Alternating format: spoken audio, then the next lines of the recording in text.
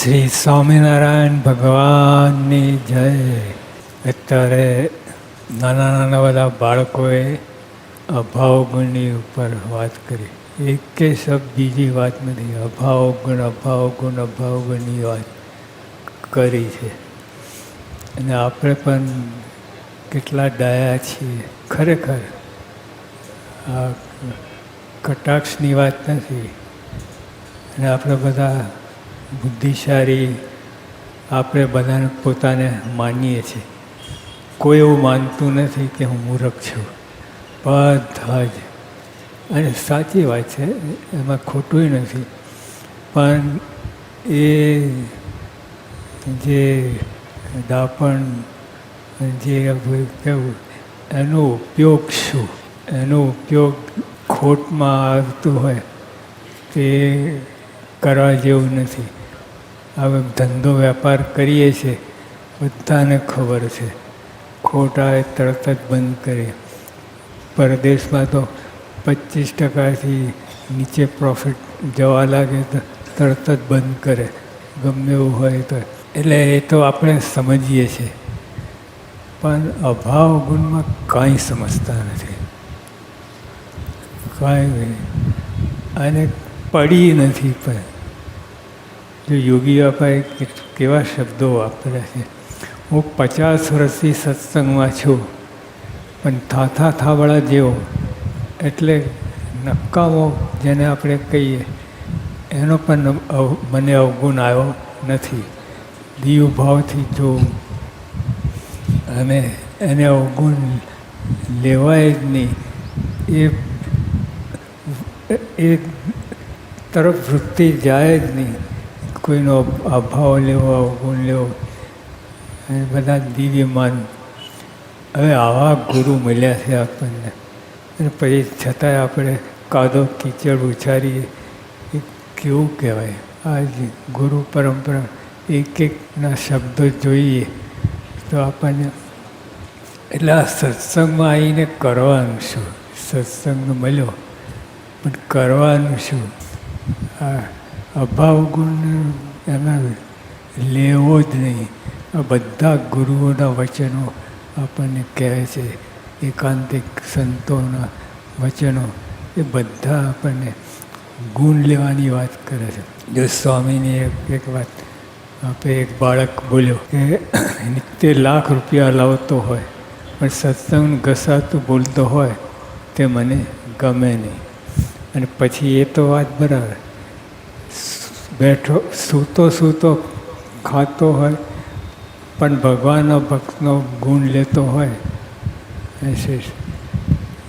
કેટલી સરળ સસ્તી વાત છે. બધાએ કરવા જેવું છે, પણ થતું જ નથી. આટલા ડાયા છીએ, બધા બુદ્ધિશાળી છીએ બધા, પણ તો આમાં ગોથા ખાઈ જઈએ છીએ. ભલા ગોથા ખાઈ જઈએ. અનાદિની ટેવ છે ને, અનંત જન્મથી ખોદ કરી છે. કોઈને સારું બોલ્યા જ નથી, તો આ જન્મ ક્યાંથી સારું હોય? અને જેને આવી વૃત્તિ થઈ જાય, ગુણ લેવાની વૃત્તિ થઈ જાય, તેનું કામ થઈ જાય. આ સત્સંગમાં આવ્યા પછી આ કરવાનું છે ખાસ. ગુણ લેવું, અવગુણનો ત્યાગ.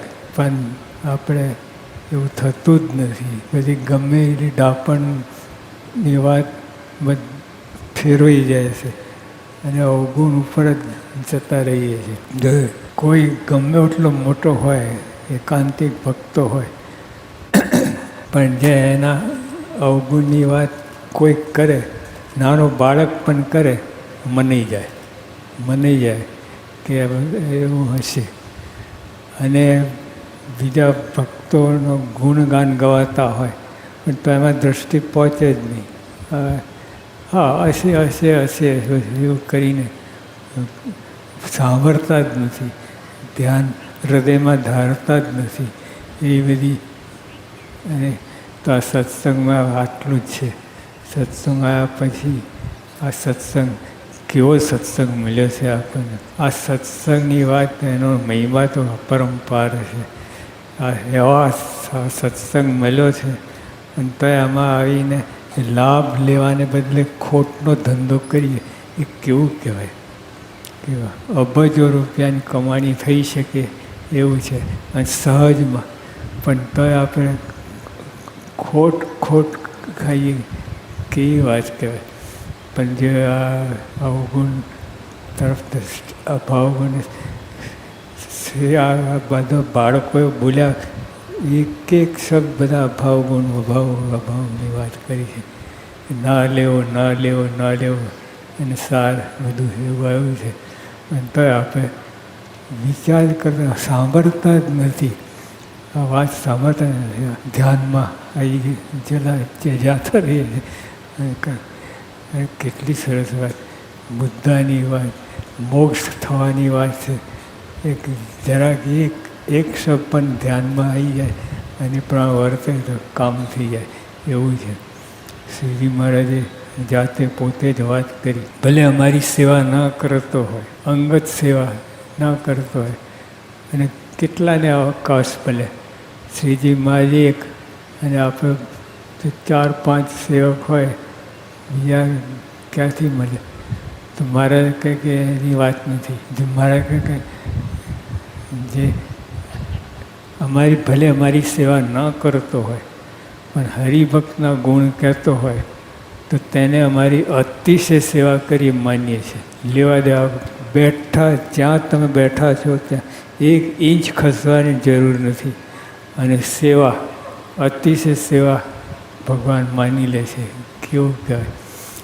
પણ આપણા એટલે આમાં દ્રષ્ટિ પહોંચાડીએ આપણે, ખાસ જરૂરીની વાત છે. અને બીજું બધું કરીએ છીએ આ સત્સંગમાં.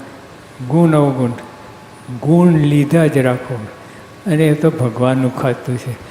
આપણે એમ માનીએ છીએ કે આ અવરો ચાલે છે એને મારે દંડ દેવાનો છે.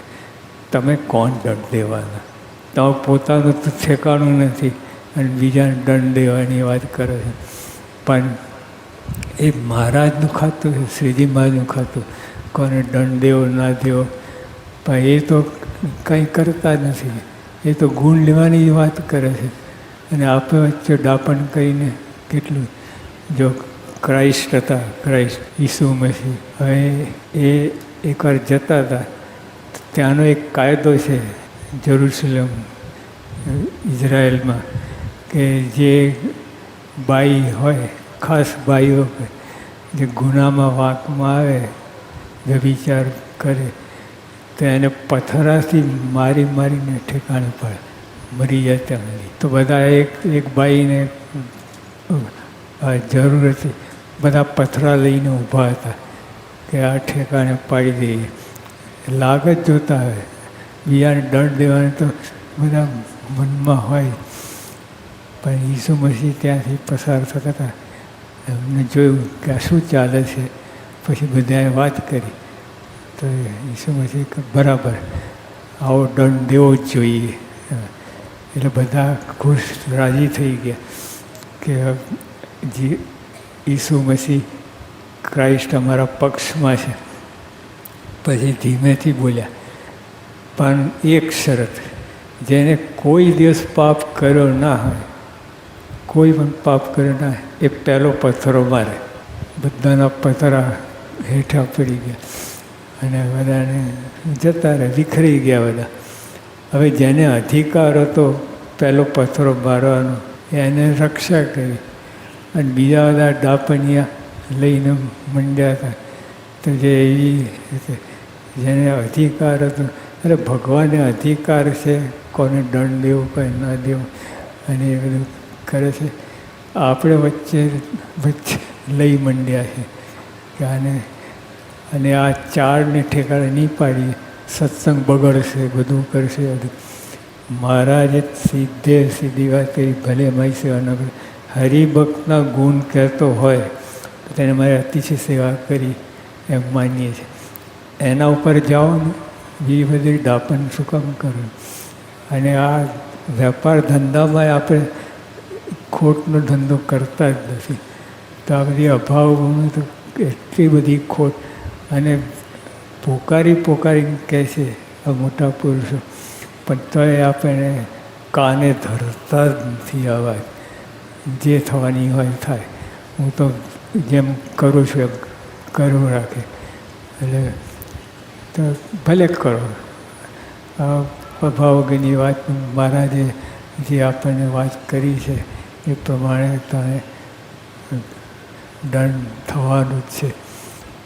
અને તો દંડ થવાનું નથી, એ બ્રેક મારે છે, દંડ કરતા જ નથી મહારાજ. પણ આપણે બધાને રક્ષા એટલા બધા દયાળુ છે, પણ આપણે ખાડામાં પડવા જતા હોઈએ એટલે હાથ પકડે તો આપણે હાથ છોડાવીને પડવાનું જ છે એવું મનમાં રાખીએ તો ભગવાન શું કરે.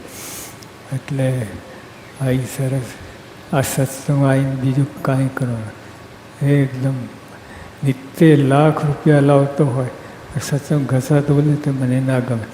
અને બેઠા સૂતા ખાતો હોય પણ ભગવાનના ભક્તનો ગુણ ગાતો હોય તો હવે ચોખ્ખી ચટ આવી વાત છે. એટલે એના ઉપર જવું, આ સત્સંગમાં પછી ગુણ જ લેવું, જ્યાંથી હોય ગુણ જ લેવું, માલ થઈ જશે. અને આ પણ એવી આપણી ટેવ છે, આડાવરી જોઈને સત્સંગ પ્રવેશ કર્યો, પહેલાં બધો સારો હોય, પછી જેમ જેમ બાહ્ય દૃષ્ટિ એટલે હરિભક્તના અવગુણ, એના કેટલાય ગુણ હોય પણ એકેય ગુણમાં દૃષ્ટિ જ્યાંથી જ નથી આવે. એને પહેલો જ શું કરે છે, કેમ કરે છે, આમ કરે, એમાં દૃષ્ટિ પહોંચી જાય અને બધું બગડે છે. એટલે આવી રીતે ગુણગ્રાહક દૃષ્ટિ કેળવી સદાનંદ સ્વામી મહારાજ.